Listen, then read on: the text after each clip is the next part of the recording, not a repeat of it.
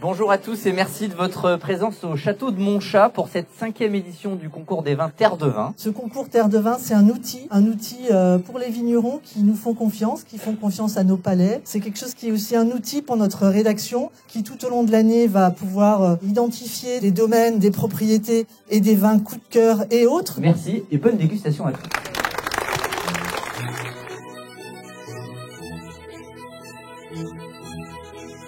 Le concours, c'est 2300 échantillons en provenance de toute la France. Toutes les régions viticoles sont représentées. C'est quelque chose qui est absolument génial parce que c'est là où on voit la diversité des choses et l'inspiration des vignerons. L'objectif de ce concours, c'est de dénicher les pépites qui seront publiées dans le magazine Terre de Vin. On aura vraiment un numéro dédié à ces coups de cœur et les médailles d'or. Les dégustateurs qui sont inscrits aujourd'hui sont effectivement des dégustateurs professionnels. Qui viennent de partout en France, on voit que les gens sont contents d'être présents.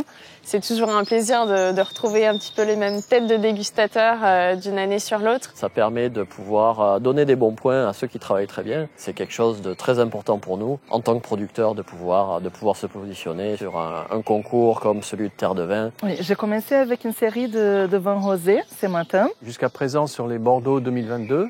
Très beau millésime. J'ai dégusté Côte de Gascogne. Ce sont principalement des moelleux et vins doux. Et puis, en dernier lieu, les champagnes. Ouais, il y a du très haut niveau. Les vins français, de manière générale, montent en gamme. On a des vins geeks. Et les professionnels du vin adorent ça, mais finalement, c'est pas ce que le consommateur recherche. Il a besoin d'un vin qu'il va comprendre et avec lequel il va se faire plaisir.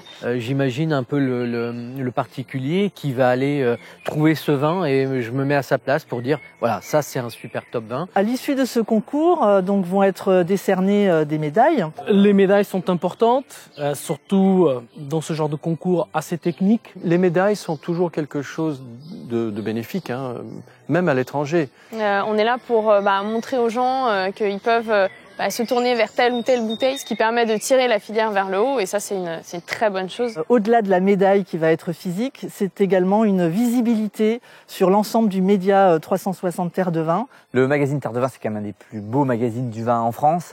C'est toujours une façon de bien garder un œil sur ce qui se passe dans le monde du vin. Visuellement, c'est très facile de trouver l'information, je trouve très fluide. J'apprécie beaucoup son esthétique, puis la qualité des choix de thématiques.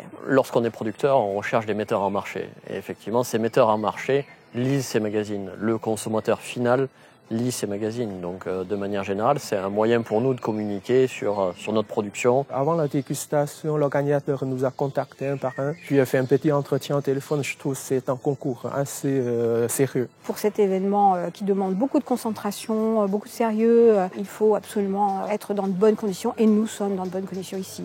Les salles sont assez petites, donc il n'y a pas de brouhaha. Tout est clair et c'est toujours plaisir à participer. Le lieu ici est quand même exceptionnel. Le château de Montchat est quand même génial parce que c'est au milieu de la ville, mais à la fois c'est un endroit qui est hyper apaisant. C'est un rendez-vous incontournable en quelque sorte. Je dirais à bientôt et à l'année prochaine.